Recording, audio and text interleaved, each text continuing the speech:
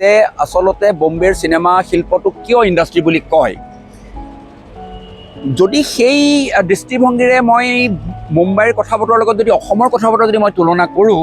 তেতিয়া মই ক'ব পাৰিম যে আচলতে আমাৰ চিনেমা শিল্পৰ কথা বতৰাবিলাক কিয় আমি উদ্যোগ বুলি আমি ক'ব আচলতে নোৱাৰোঁ। কিয়নো উদ্যোগ বুলি ক'লে কিছুমান নিৰ্দিষ্ট নীতি নিয়ম, কিছুমান নিৰ্দিষ্ট কথা বতৰাৰ মাজেদি পাৰ হ'ব লাগিব, যিটো মই ইয়াতে আচলতে দেখা নাই। মই অসমলৈ ঘূৰি আহি দুখন অসমীয়া চিনেমাৰ মই কাৰ্যবাহী প্ৰযোজক হিচাপে মই কাম কৰিছিলোঁ, আৰু মই বিচাৰিছিলোঁ যে মই বম্বেৰ বস্তু যেনেকৈ শিকিছিলোঁ তেনেকৈ আহিও অসমৰ প্ৰজেক্টকেইটা মই তেনেকৈ কৰিব বিচাৰিছিলোঁ, কিন্তু মই দেখিলোঁ যে আমাৰ ইয়াতে সেই সুযোগ কিছু সীমিত হয়। গতিকে সেই দৃষ্টিভংগীৰে ক'ব পাৰোঁ যে যদিও আমি ফিল্ম ইণ্ডাষ্ট্ৰী বুলি আমি প্ৰায়ে কওঁ বা আমি শুনিবলৈও পাওঁ, কিন্তু আচলতে ফিল্ম ইণ্ডাষ্ট্ৰী বুলি ক'ব পৰাকৈ আমাৰ কিছু কেৰেক্টাৰিষ্টিক কিন্তু আমি নাই বুলি ক'ব পাৰোঁ।